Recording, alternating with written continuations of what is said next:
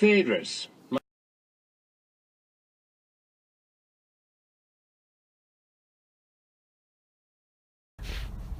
The Phaedrus is the great lyrical masterpiece in the Platonic corpus.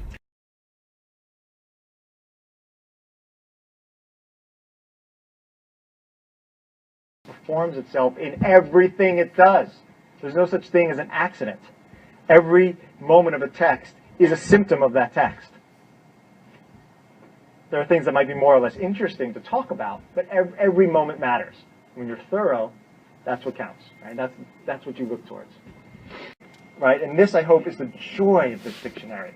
And I want to suggest to you joy as a way of standing towards knowledge, a way of standing towards life. And it's, again, not just does it make you happy, but is a kind of thorough taking up, a thorough assumption of that thing, right? A consumption and metabolizing, right?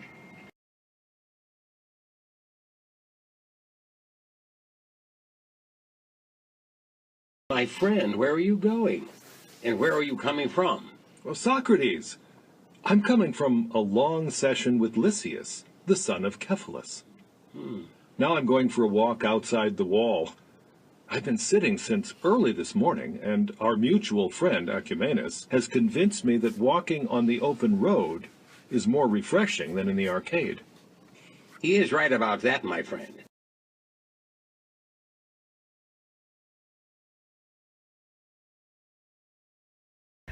It is arguably the most beautiful thing Plato ever produced, and while it usually isn't ranked in the first tier of the Platonic dialogues because it doesn't cover the great variety of issues that we see in something like the Republic, or perhaps also in the Symposium, or in the Phaedo, the Phaedrus is still one of the most beautiful things ever written.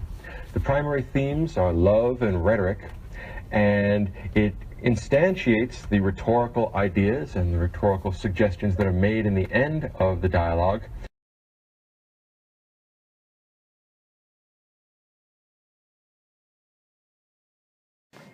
To open up to a kind of pure frivolity. Now, I'm all for pure frivolity. Don't get me wrong. But I think that there is a component of frivolity that can be more thorough. That the frivolous and the thorough don't need to be distinct. And that once we open the floodgates to the infinite readings of a text, we still want to have, we still claim criteria for assessment and criteria for production, right? The production of our readings. And I want to suggest the thorough is one of our criteria. Right? Seek to be thorough in your readings. Account for it. Don't ignore, right? It's part of generosity is the thoroughness, right? Speak to all of its complexity. Seek to exhaust it. And that exhausting will be infinite. But so be it. Does that make sense?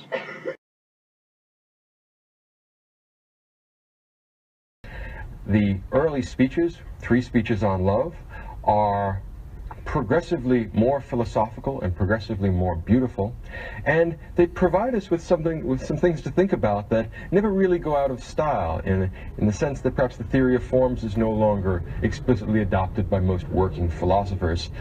Nearly everyone is still a working lover. Love hasn't really disappeared, and it hasn't altered it nearly so much as epistemology or ontology. And for that reason, the Phaedrus still speaks to us in a direct and immediate way, in a sense that perhaps some of the other more logical, more technical dialogues do not. Poetry ages better than logic, perhaps. Well, what goes on in the setting of this dialogue, and it's only between 2 people, between Socrates and Phaedrus, a gifted or potentially superior young man who is a budding rhetorician, and he also wants to know about the nature of love. Phaedrus is going to be mentioned in the Symposium later on, when we have the speeches in favor of love, or speeches in praise of love that are given there. Phaedrus will be represented once again, but here he serves as a foil to Socrates, as a man who doesn't understand love, but like all of us has a need to understand it because love tells us something about ourselves. Among the themes that we're going to see in this dialogue is the construction of identity, the construction of personality or the self in the loving interaction, the struggle. It's by this river that Boreas, the north wind, swept away his wife, who was a nymph, and apparently there's a combination of marriage and rape involved here, but in particular, it's connected with the idea of rhetoric. Rhetoric as being somehow forcible, rhetoric as somehow being violent, and the alternative to that will be the true rhetoric that Socrates shows us, which is a combination of dialectic and right rhetorical principles, which allow us to speak the truth simultaneously to speak persuasively. So Socrates is going to teach us about rhetoric and about love in the same discourse, and he's going to teach it to us under a unique circumstance, outside the walls of the city, which he doesn't do in any other dialogue. Socrates is a creature of the city. Whenever he moves outside its walls, something important is happening. Now let's look at the first speech. Socrates sits down and he has Phaedrus explain this speech to him. And the speech is something like this. The lover is a madman. The lover is insane. And the madness of love is a kind of detrimental insanity, which makes a man harm himself and harm his beloved. Whether it's male or female isn't especially relevant here. In other words, the idea is finding other person that you desire in the physical sense is the argument that Lysias is making. And you're better off having sex with someone that does not love you because they lack that madness. In other words, this is a deeply corrupt and deeply cynical speech. And Lysias obviously really is attracted to Phaedrus, but wants to convince him in a kind of cynical, shallow way that he doesn't love him, and that's why he ought to have sex with him. So the idea here is that love is a kind of desire, and love is a corrupting kind of desire. It takes a corrupt soul and makes it more corrupt, and also makes the beloved corrupt, because naturally someone who wishes to possess, to take control of, to take charge of someone else means it for his own benefit, not for the benefit of the beloved. In other words, it's a purely selfish love. And Lysias cannot imagine any love that wasn't completely selfish and that wasn't completely physical. And this is an extremely corrupt love, the kind of love that you would expect of a purely bronze soul. If you remember what the distinction in the gold, silver, and bronze in the Republic, a purely appetitive, consuming soul that has no element of honor, that has no element of spiritual superiority, that has no real love for anything but themselves. So there's a number of corrupt elements, morally dubious, morally evil elements in this first speech. And in addition to this content, this immoral content, the form of the speech is terrible. It's one of the worst speeches ever written. It's the best parody of a poor speech that you can imagine. What Lysias says in the speech is an arbitrary series of paragraphs that don't make any sense in any particular order. He doesn't define his terms. He doesn't try and organize it into a logical progression from one thought to another. All of the paragraphs in this speech, or most of the paragraphs, start with the proposition, and observe this, X, Y, Z, and observe this, A, B, C, and observe this, D, E, F. The point being that you could change the order in any way, and you could still observe all these things. Also emphasize the fact that think about what Plato thinks about knowledge. If you think about the divided line and the myth of the cave, the last thing Plato wants to do is to observe anything. How are you going to learn by observation? That just tells you about the realm of the senses, which is appropriate if you have a completely base soul, if you don't know what real love is, if you don't know what soul love is, if your entire orientation in your emotional life is towards sexual gratification, towards skin sex, towards bodies, well then observing things would be about the best you're ever going to do.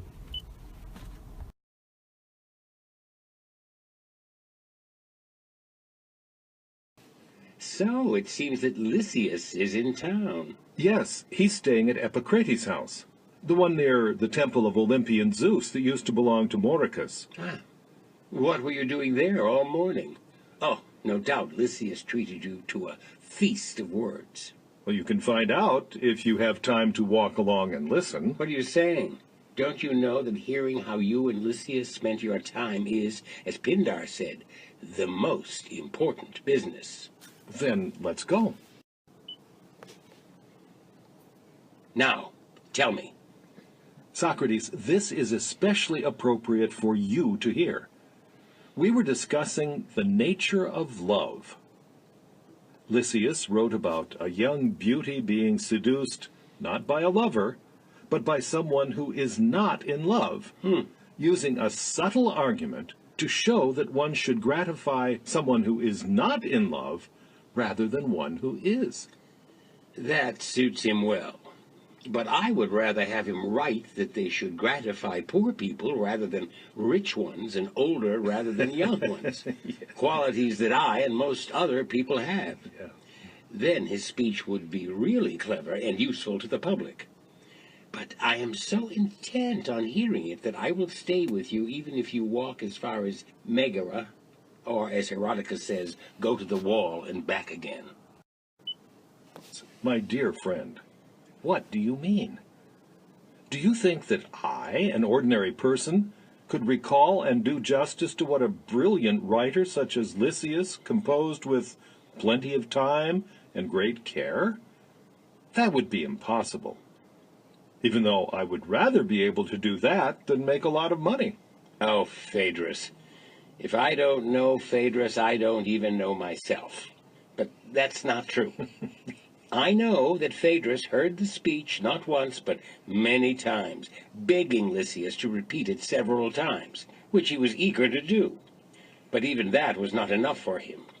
He got hold of the manuscript and spent the rest of the morning studying his favorite parts.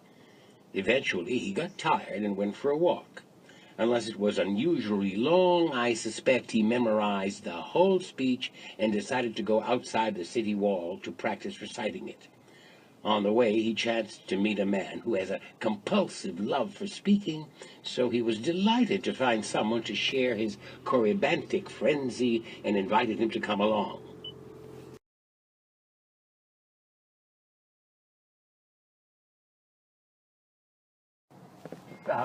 Sanctified hall of pedagogy. Rhetoric happens anywhere, everywhere. Right? It's a thing of the street. Right? And that's of note here. Right? Because rhetoric is precisely the thing that's going to be critiqued in this text. Right? But the terms of critique are going to be complicated. Right? And I want to argue is that Socrates will often play the role of the sophist, celebrating the sophist. He'll both act, whenever he critiques rhetoric, he does so using rhetoric.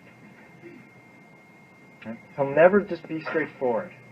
Right? And so here he is, this sort of roaming sophist, this pedagogue on the street. Right? This makes some sense? So we've barely begun. We haven't really begun. And we've learned a lot. Right? This goes to what I was talking about earlier, the thorough. You should be able to exhaust a text, every component of a text. It really doesn't want to let anything go. And what I've asked you to do when you stand towards the text you write about, when you write a paper, when you rhetorically critique something, that you don't have certainty, you don't have proof, you're not looking for the right answer, but you are seeking to be thorough. You do want to account for the text in not in its totality, because there is no totality, but in its richness. You want to amplify and speak to all of its richness. Right? You don't want to take one moment and each out of context. You want to be thorough. You want to account for all of the complexities of the text. Now, is that always possible? No, but it's a goal to be thorough. To be thorough. And it's such a kind of, it seems so sort of innocuous, thorough. But I want to suggest it as a kind of alternative to certainty. Right? As a kind of guide or ideal or, as a kind of guide or ideal. Right? There's insight. You with me? Okay. Scene. Socrates and Phaedrus meet on a street in Athens. Oh, right. Why does that matter to us?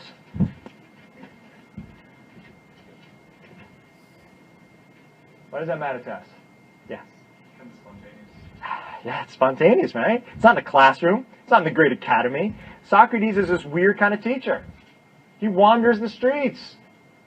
He doesn't have like a formal academy. You know, people come and sit and he's the teacher. He just roams about. Nudging people. He's a nudge, basically, Socrates. He's the great nudge of all time. That's why he was killed. He was killed for being a nudge. Okay? Why do you think Socrates was killed? Do you know Socrates was killed? Did you know that? He was annoying people. He's a nudge. Right? I mean, he annoys people in a very certain way, but he's also mostly just sort of he's annoying, like a gnat. Is weird because a character speaks. It's what Bart says in the beginning of Death of the Author. Right? He quotes a character from Balzac. He's like, who's speaking here? Is it Balzac? Is it the character? Who's speaking when a character speaks? Right? The minute you have a character, you've disrupted authorial voice. Who speaks? In whose voice? I told you I always try to quote Kierkegaard. But Kierkegaard has to be the hardest person to quote because he always writes in a character. He wrote very few texts in his own name. All his most famous texts were written from a perspective, under a pseudonym, a false name. So I can say Kierkegaard says this, but it's not Kierkegaard saying that. It's a character Kierkegaard created speaking from a certain perspective who's saying that. Right? I mean, it's hard to say if you see a Martin Scorsese film and a character and it says the line, who do you ascribe the line to? The character? Or the screenwriter? Or the filmmaker? The minute you have a character, the voice of that character immediately throws into question the role of the voice. Who's speaking? And this text will speak multiply. It enjoys its characters. In fact, what do we learn? That they're not just characters, but the characters of what? Now look at these words. These words should mean something to us. It's the first thing we see here. What's already kind of strange to you about this text? Anything? It's a play. How do you know that? Okay. What words do you see there? Ah, characters. Characters are kind of strange. What is it about characters that are immediately complexify the rhetorical milieu, if you will? What is it about a character that immediately disturbs voice? Yeah. Very nice, right? It's already sort of unrealistic. There's already a kind of will to fiction, right? A will to unreal. What else? What is it about a character? Yeah. Maybe, I mean, they're suggesting that maybe they serve a role within this. But that might be, the risk of a character, of course, is that it doesn't serve the greater good. That it disrupts the play. It takes off on its own, right? That an author might come out and say, I'm the authority and your character will serve my purpose. But sometimes a character who speaks in their own voice might go astray of your purpose, right? And disrupt it and have a kind of charm. I mean, I can picture, right?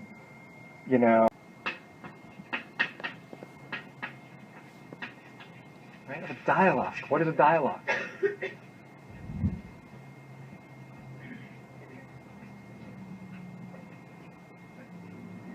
Text between two people? Okay, good. I like that. Between.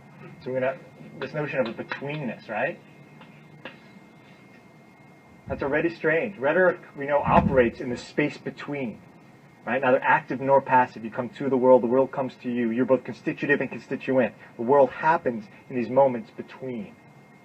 Right? Does that make sense? Rhetoric in many ways is the logic of the between. The modes of operating in the between state. Right? It's the encounter with the world. Does that make sense? Rhetoric's always about an encounter between things. How do you read something? How does it stand towards you? How are you situated vis-a-vis it? How do you situate it vis-a-vis you?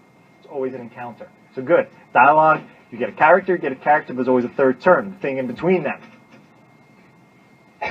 Good. What else? Look at this word. Just parse it for us. What does it mean?